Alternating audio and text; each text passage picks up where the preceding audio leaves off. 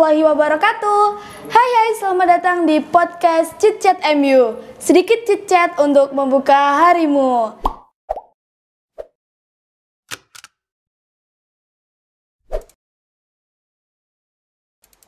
Hai sahabat podcast, ketemu lagi bersama aku Safira Eka Divinanda di podcast Chit Chat MU.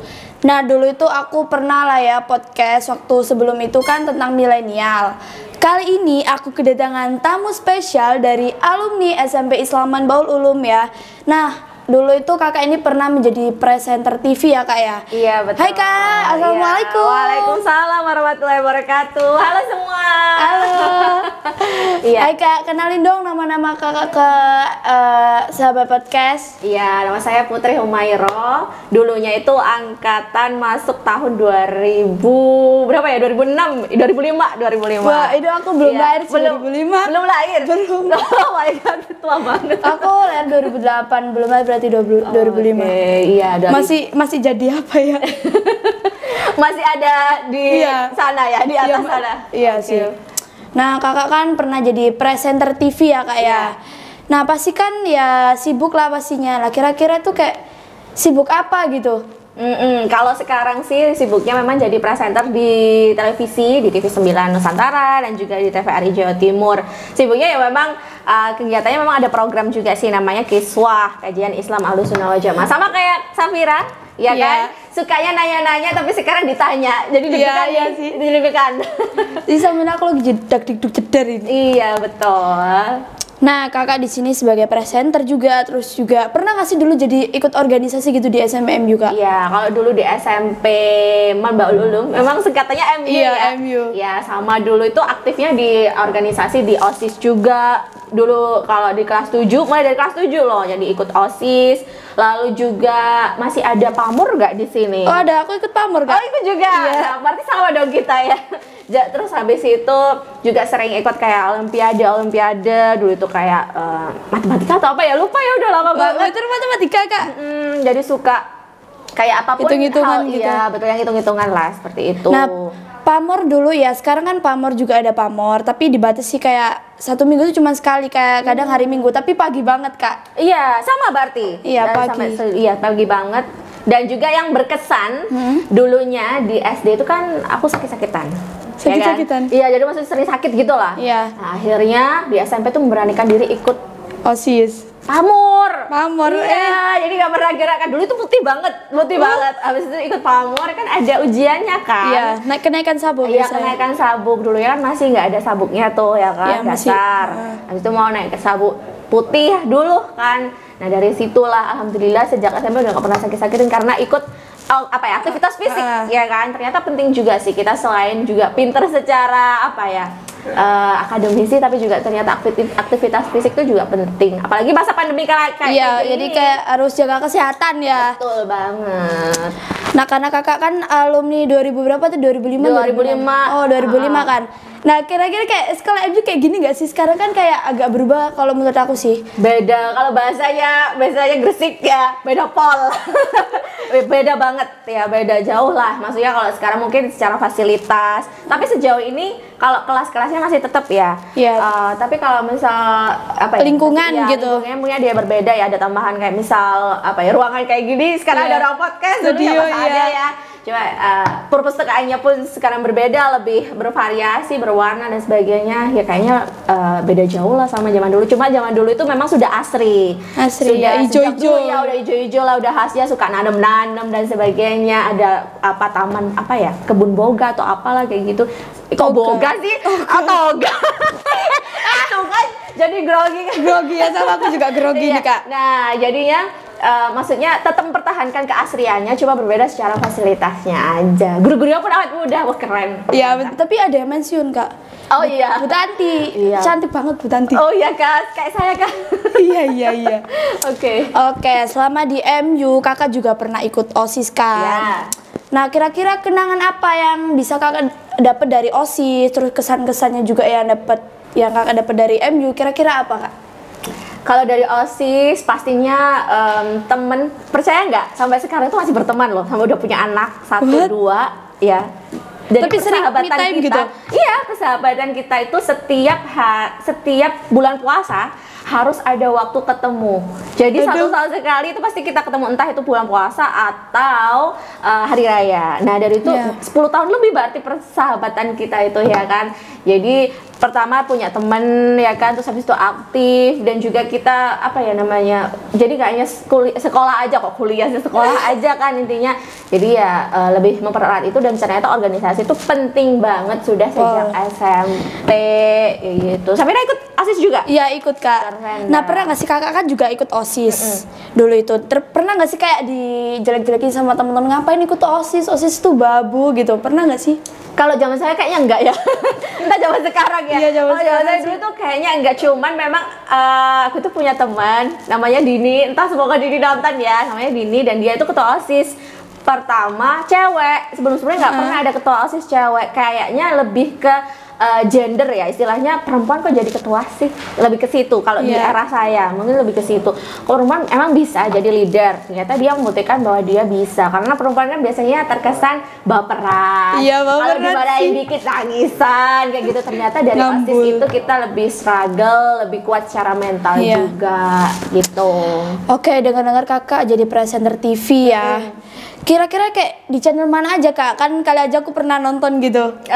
Di channel Iya. aja kayaknya nggak pernah ya. Anak sekarang tuh kayaknya seringnya YouTube dan sebagainya. Iya, YouTube. Alhamdulillah sih sekarang gabungnya di TV 9 Nusantara. Ada program namanya Kiswah, Kajian Islam Ahlussunnah wal Jamaah. Jadi talk show-nya talk show keagamaan gitu Iya. lah.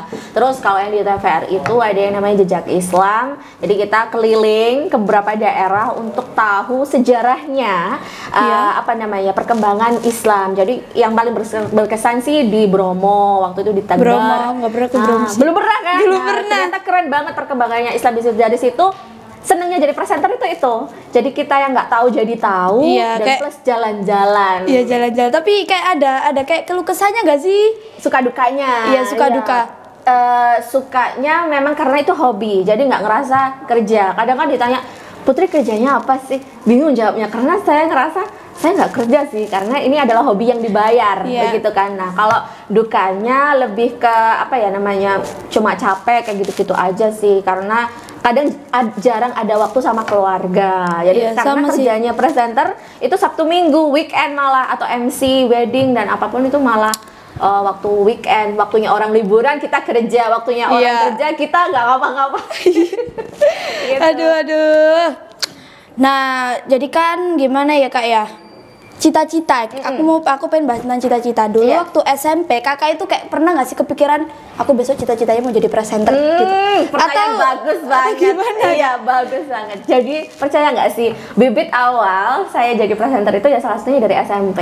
Ingat banget namanya Pak Soleh. Mungkin Pak Soleh udah nggak di sini ya. Nggak pernah Iya, denger nggak sih. pernah denger juga ya. Memang waktu saya sebelum lulus atau sudah lulus, beliau sudah pindah. Nah Pak Soleh itu memang nyuruh saya waktu itu darurat, gak ada MC. Waktu itu pensi, masih ingat banget. Waktu itu ada pentas seni di sini dan gak ada MC-nya, butuh MC lagi. Jadi ada satu namanya Mbak Nuri, itu memang agak cerewet gitu Iya, lah. Oke kayak lah buat aku MC. cerewet Iya, orangnya. makanya. Terus dia butuh satu partner.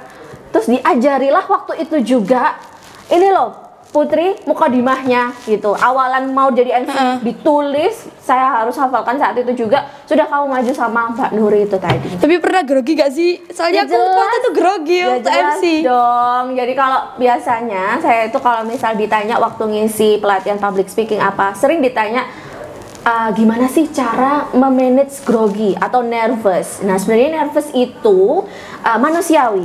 Justru kalau nggak nervous berarti nggak manusia dong, nggak punya Iya. jantung, nggak punya perasaan. Ya. Iya. Cuman yang penting adalah gimana memanage, gimana mengatur rasa grogi itu.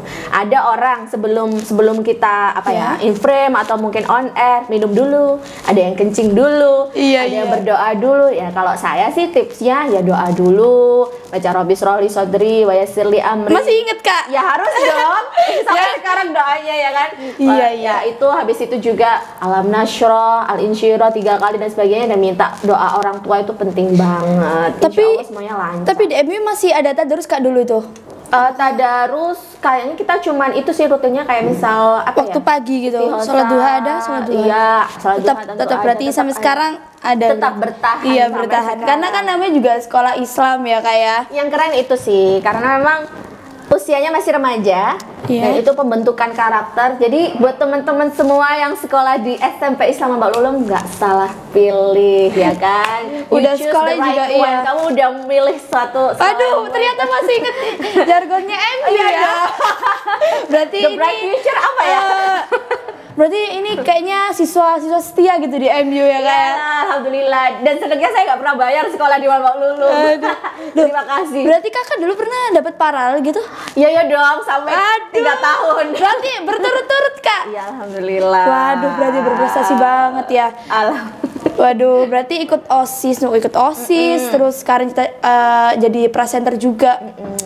Aku sih kalau misalnya besoknya insya Allah jadi presenter, kayaknya aku kayak masih bingung ngatur waktu antara jadi presenter sama pekerjaan rumah. Kalau kakak ngaturnya gimana? Cara memanage ya, cara ngatur waktunya.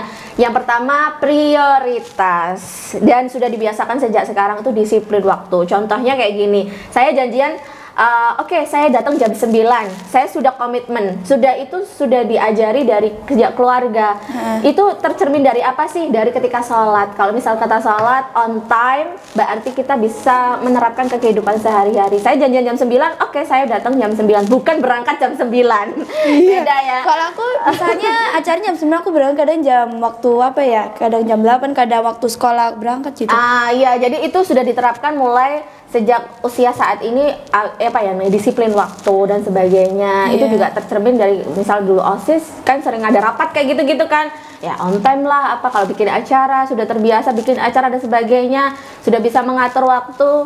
Ya bagi waktunya itu prioritas dulu. Kamu misal sekolah atau ekskul nih, prioritasnya apa nih? Sekolah atau ekskul atau ekstrakurikuler. Nah kalau pengen prioritas, kalau saya mah dua-duanya.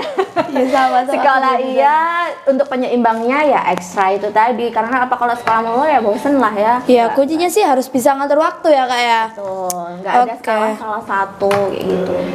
Nah jadi kan kayak gitu ya. Terus pernah nggak sih kayak gak nyangka kok aku bisa sampai jadi kayak presenter TV gitu, terus juga kan pasti kayak ya bisa dibilang terkenal gitu.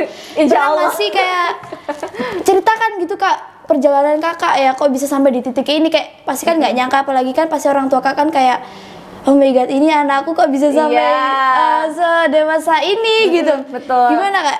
Alhamdulillah, jujur kadang orang tua itu ada rasa kurang percaya sama anaknya.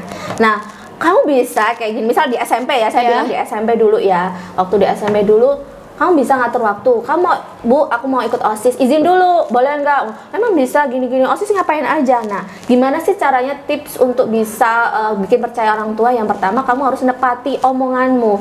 Saya janji kalau di OSIS itu emang kita bener-bener rapat, bukan kelayapan gitu. Dan ketika orang tua tahu, oh ternyata bener nih Putri nggak bohong, akhirnya seterusnya dipercaya sama orang tua. Nah ketika kita dipercaya, nah setelah itu sampai dewasa kan. Nah untuk jadi presenter kayak gimana sih prosesnya? Dari SMP dulu kan, dari awalnya MC pensi, keterusan SMA juga akhirnya MC, terus kuliah ada wadah yang lebih besar lagi, saya bertemu sama orang-orang yang lebih oke, presenter nasional ataupun tingkat lokal, ketemu orang-orang baru, belajar terus. Nah ketika saya merasa belajar terus saya nggak jurusan saya ini bukan komunikasi loh, sastra Inggris. Iya, tapi bukan anak komunikasi. Kan rata-rata jadi presenter kan anak komunikasi. Nah buktinya apa? Nggak harus sih jurusan, maksudnya sesuai pekerjaan itu sesuai sama dengan saya aja. Itu adalah kesenangan kamu itu kan. Nah akhirnya berproses, ada casting di TV 9. Barulah saya maunya nggak ikut deh, saingannya banyak, cantik-cantik dan pintar-pintar, rata-rata anak komunikasi, anak broadcast. Tapi ternyata apa? The power of doa. Jadi ada doa orang tua. Ibu saya bilang udah daftar aja berangkat. Diantarlah saya berangkat, nggak niat, pakai baju biasa banget, semua pakai high heels, sepatu tinggi. Waduh itu nggak takut kayak jatuh gitu gak sih? Tapi saya nggak pakai tinggi, biasa, pakaian biasa. Kayak pantofel gitu. Iya, flat shoes biasa. Ternyata sudah, karena saya merasa mampu, sering ikut lomba ya kan? Sama kayak aku sih sering ikut lomba. Karena terbiasa ikut lomba dan tahu, dan juga sering merhatikan baca berita itu gimana sih. Awalnya baca berita saya memang. Akhirnya alhamdulillah dari sekian puluh orang terpilihlah cuma 2 orang loh. Alhamdulillah salah satunya saya terpilih di casting itu. Jadi pure casting. Nah setelah itu baca berita, terbiasa lah. Saya jadi presenter, reporter juga. Iya. Gitu, alhamdulillah. Nah, kakak waktu jadi MC tuh waktu langsung apa ya, kayak waktu masuk OSIS itu langsung jadi MC atau kayak gimana? Soalnya kalau aku sendiri ya, Iya. waktu keterima OSIS itu kan jadi anggota, tiba-tiba tuh kayak langsung kayak minta bantuan dong sama kayak guru-guru minta bantuan ke aku. Soalnya guru-guru denger-denger kalau aku tuh orangnya cerewet kayak pinter ngomong. Jadi iya. kayak coba deh kamu jadi MC gitu. Kali aja bisa, ternyata bisa juga gitu. Mungkin awalnya sama kayak kamu kayak gitu Iya. kan. Ketika kita dipercaya, terus mampu, oke, ya udah harinya. Cuman memang harusnya ada banyak seperti Safira. Jadi Iya. nggak saja Safira aja. Jadi ada banyak beberapa, mungkin ada ekskul nggak sih? Ekskul public Ekstrakurikuler. speaking, iya. Ada nggak? Ekstrakurikuler public speaking harus saya dukung. Nggak Ada pernah deh. denger sih. Itu perlu sih memang sekarang, apalagi eranya sekarang gitu. Ekstrakurikuler. Tapi dulu pernah nggak sih ada ekstrakurikuler futsal kak? Soalnya apa ya? Kali aja ada futsal, cuman kayaknya futsal cowok doang. Apakah Sekarang ada dulu tuh cewek? Ada. Oh, keren banget. Gak ada sih dulu. Dulu Nggak cuma ada. cowok-cowok aja, iya. Tapi kalau misalnya spar itu cewek kadang nggak diikutin. Kalau misalnya tanding antar kelas, Oh, gitu. classmate cewek nggak diikutin. Iya, Nggak tahu kalau- kenapa sih. Iya. Saya kan pernah denger dari guru Berbahaya kayak kali. cewek kok ikut kok main bola gitu. Iya, itu akhirnya diskriminatif ya Iya, istilahnya. kayak Iya. ini kamu cewek kok mirip cowok gitu. Padahal sekarang Aduh. mah segala lagi bisa ya, it's okay aja, nggak masalah. Oke. Ke sahabat podcast apa ya? Kak, ada nggak sih pesan-pesan buat sahabat podcast atau teman-teman aku sebagai Iya. siswa MU agar bisa ditiru kayak kok bisa sesukses kakak gitu? Amin. Masih proses, Iya. ya kan.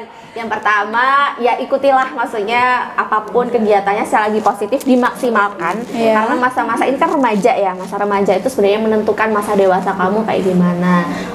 Gak harus sih, maksudnya dulu cita-cita mungkin saya dokter atau apapun Iya ya. kayak aku sama. Tapi nggak tahu besok jadi apa. Iya, we don't know Intinya ya kan, doa kita mau sama jadi- iya. dan juga usaha pastinya, dan tetap kalau sama guru apapun tetap ada menjaga tawaduk dan sebagainya, sama orang tua juga. Dan kalau misal ada pelajaran atau apapun ya maksimalin aja. Kalau bisa saya itu dua ya, akademik iya, tapi juga akademik skill itu juga iya. Karena di era saat ini yang dibutuhkan itu nggak hanya kita pintar, atau mungkin kalau kuliah itu ada namanya IPK, nilaimu berapa, peringkat berapa, itu sebenarnya ya penting sih. Cuma maksudnya yang lebih penting adalah skill.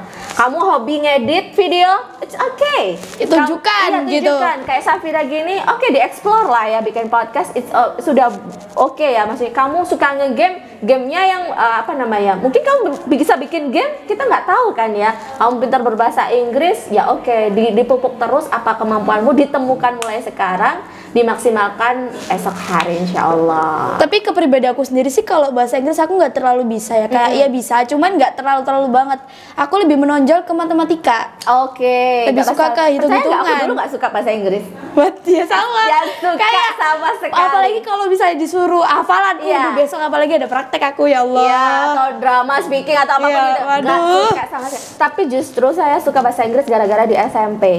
Jadi dulu itu sempat ikut namanya, jadi nyambung lagi ya. Iya. Namanya lomba storytelling. Saya ingat banget sama Bu Kisti, Ibu Ika, guru-guru bahasa Inggris, mereka tuh mengajar secara menyenangkan. Jadi anak yang harusnya seorang putri yang nggak suka bahasa Inggris bisa suka bahasa Inggris, ternyata itu juga pengaruh ke lingkungan, ke guru. Iya. Guru sebagai yang kasih fasilitas, oh ternyata bahasa Inggris menyenangkan ya. Iya. Jadi saya ikut lomba storytelling, ya meskipun nggak menang, ya Yang kan. penting kan udah berusaha Betul. gitu. Dan juga pengalaman kita pernah di depan orang, dan orang itu nggak kita kenal, kita bisa menampilkan kemampuan kita secara in English. Dulunya nggak suka bahasa Inggris. Alhamdulillah itu pengalaman yang luar biasa ternyata. Waduh, bismillah sih aku pengen niru kayak kakak ya Allah. Insya Allah bisa. Ya ininya usaha sama ada orang tua ya kak. Betul banget. Oke sahabat podcast, kayaknya ini aja sih berbincang-bincangnya aku sama Kak Putri ya tadi ya. Aduh, Yang cantiknya astagfirullah, masya Allah. Amin. Sebenarnya banyak loh alumni lain yang luar biasa. Iya. Tapi sekarang ada skincare glow up semua sih. Sama filter filter. Ya filter. Filter. Ya, kalau gak ada beda ya udah filter aja jadi. Iya, oke. Oh ya, sebenarnya nggak orang cantik itu ada yang cantik asli sama ada yang kamera Perawatan. face. Iya, perawatan. Ada yang kamera face juga ada. Itu juga perlu tahu juga. Ini nggak penting banget sih. Kamu yang penting kan ada tahu juga ya kak ya. Nggak kaku lah ya. Iya, kayak pokoknya itu agak grogi lagi gitu ya kayak.